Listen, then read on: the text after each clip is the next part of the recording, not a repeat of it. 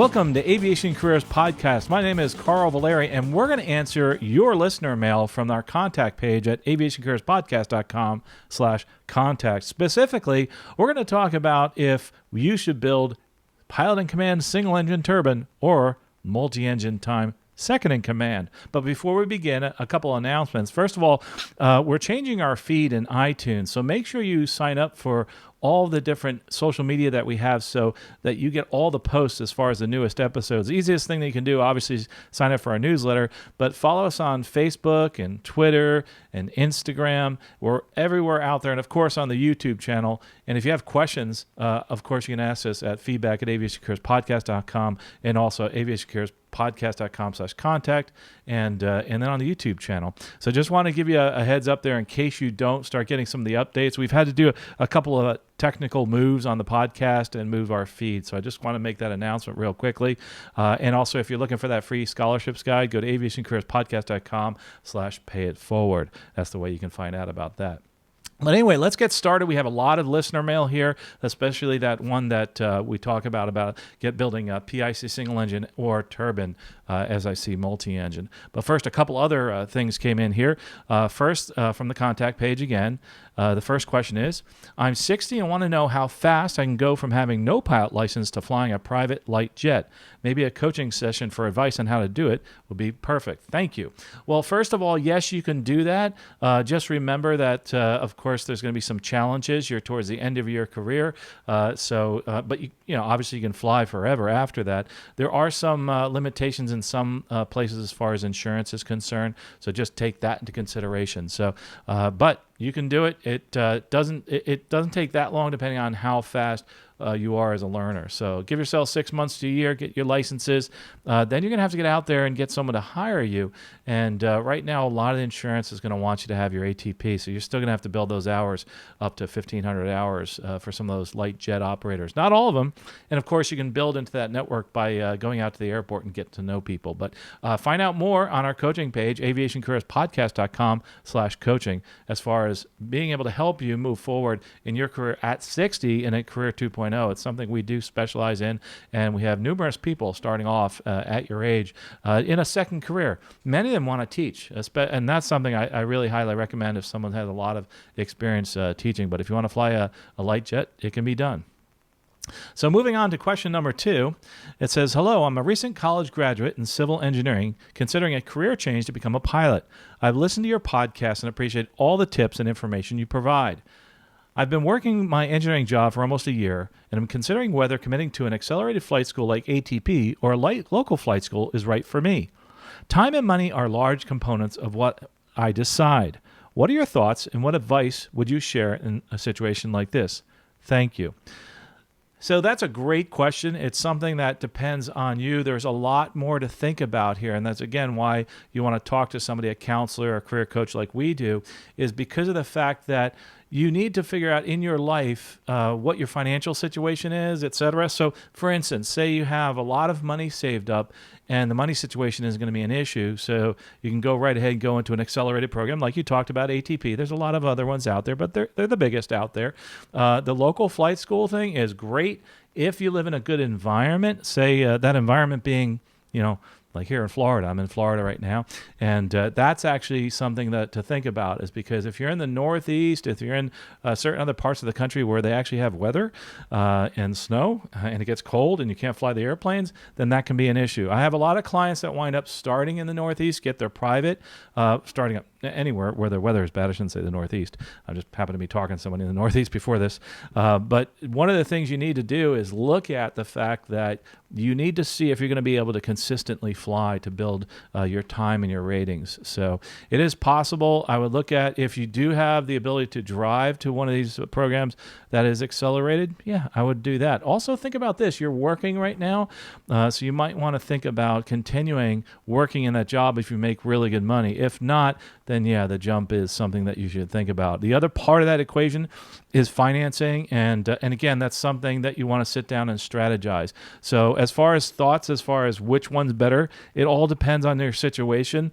If there was no money and no time constraint, of course it'd be better to just go to an accelerated school, get all your ratings done, just like we do at the airlines. I teach on the Airbus A320 at the airlines, and we concentrate on their training, and they're there every single day, and we get it done a lot quicker that way. So of course, concentrated training is the best way to go, but if you can't do it, you can't do it.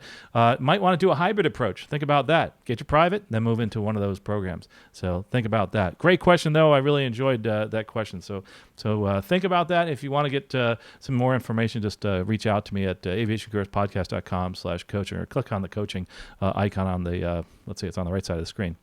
So here comes question number 3 real quickly. It says, this question comes in and says, how does one get a scholarships guide? That's real simple. And I think maybe the question was, how does one get one for free?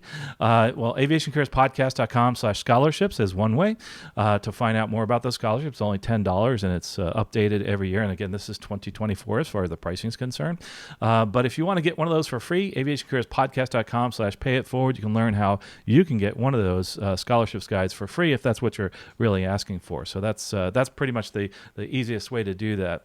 So anyway, again, that's from the contact page. Moving on to the next question. It says, hi, I'm looking for information on scholarships to start pilot lessons. Thank you for your consideration.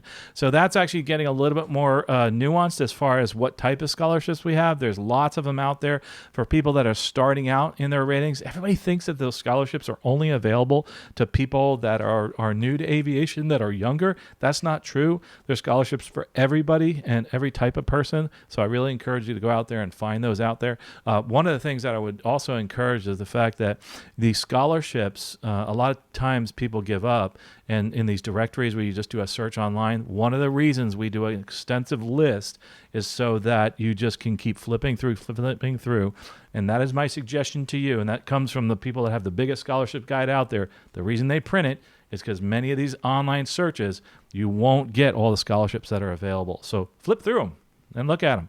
You'll find one out there. It could be an organization that has to do with your church, has to do with a civic organization, the government, etc. You never know what you might find. aviationcareerspodcast.com/scholarships. So let's move on to the next question, which is actually the main question for today. It's a really great question, and I'm really excited to answer this. It says, I am currently flying a Cessna Grand Caravan as an aerial survey pilot. Consequently, I'm logging Turbine PIC. The hours I fly are typically 90% day VFR. This is a Part 91 operation. However, I have the ball rolling on a position as SIC for a King Air operator. The operation is a 135 medevac operation. He goes on to say they have King Air 90s, 200s, 300s, 350s. By the way, I absolutely love King Airs. What a wonderful airplane they are. So really think it's a good idea to take a look at that and think about that as SIC in that type of operation, because 135 is real good experience. But let's continue with the question. The schedule with the medevac operation is much better than my current schedule, but the pay is a bit worse. Fair trade, in my opinion. I'm still a time builder, about 540 hours right now to my restricted ATP, about 490 to my 135 PIC minimums. And those minimums, are people that don't know, you can look that up on the ATP minimums and also the Part 135 minimums. And you can go with that in the FARs to look that up. I have a link to all the recommended reading, and you can find that in there. He continues. My 2 to 4 year goal is to fly for NetJets or a Florida-based low-cost carrier, as I'd like to be Florida-based for the long term. My question is, should I build Turbine PIC single engine versus Turbine SIC multi-engine? Do hiring managers at big companies like I listed care about something like this? I've been told in the past that having the most multi-time possible is a good thing. Currently, I meet the ATP multi-engine and PIC requirements. I do need the night and instrument hours, which I believe I would log a lot of if I go to the King Air position. Thanks for reading my email.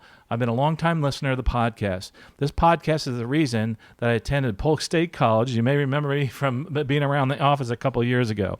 And hope you still have the picture of Lindbergh in your office. By the way, an aside, I usually don't give away the people that write in. I'm not going to tell you their name. Obviously, I have the picture over here as far as, now I'm going to give away, of Charles Lindbergh. People that come in my office, I ask them to identify this picture, and the picture actually is somebody who looks like a politician. Well, a lot of people don't realize that Charles Lindbergh got into politics later in life, and he's got a hat that he's wearing, and most people don't see Charles Lindbergh with a hat on, so that kind of throws him off. But he's a real tall fellow, and my wife's family actually knew him from years and years ago. So that is still there, by the way. I still have the picture of Charles Lindbergh in the office when he was doing the politics thing.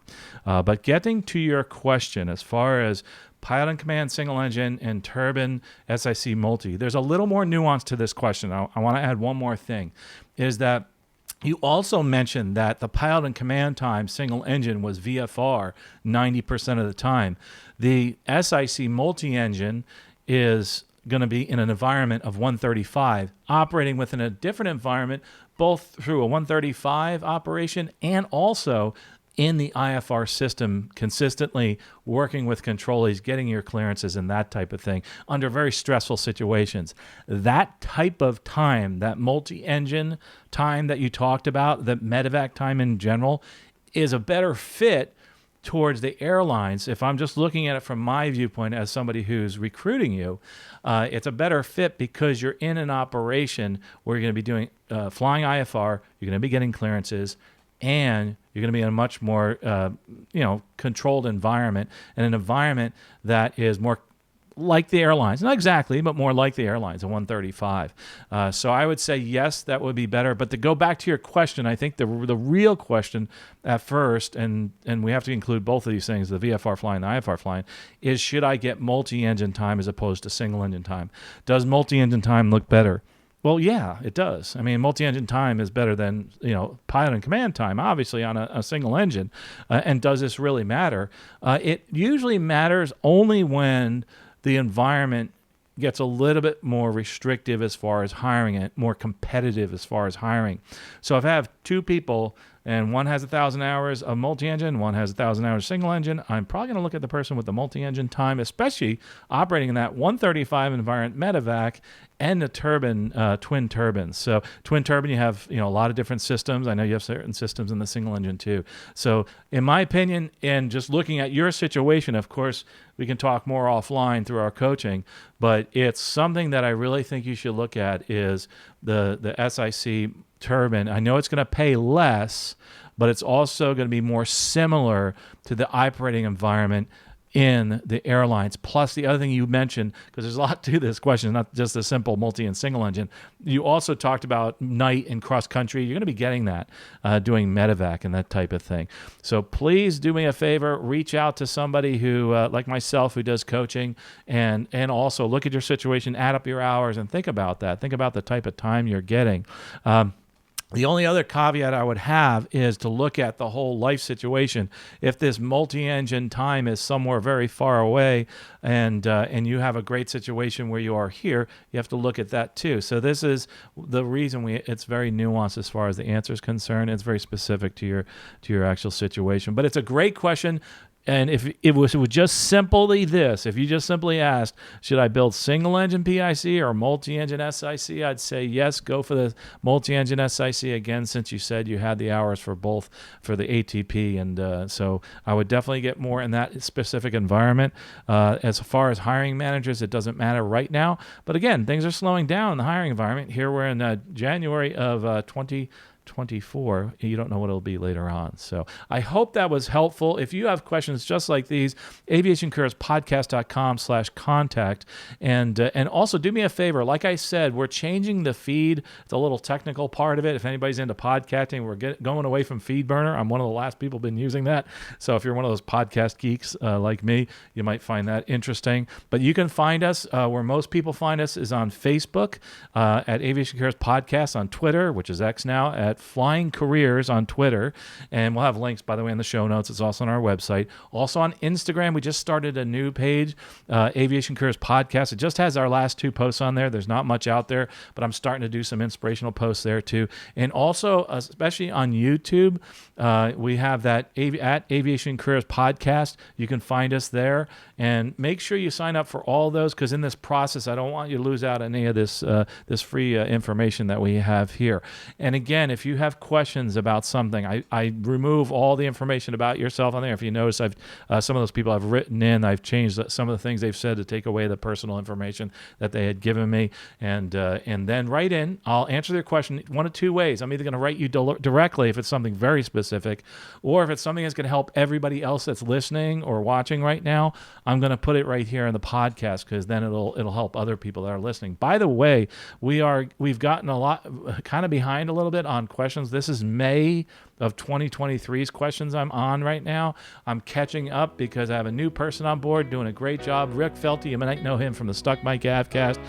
We got that band back together again. That's the general aviation podcast about learning to fly, living to fly, and loving to fly. I really would encourage you to go check that out. Also, come see me. I'm going to be and the crew actually from Stuck Mike Avcast and Aviation Careers Podcast at Sun and Fun and flysnf.org. We're going to be in Hangar A, booth 41, and I would love to say hi to you.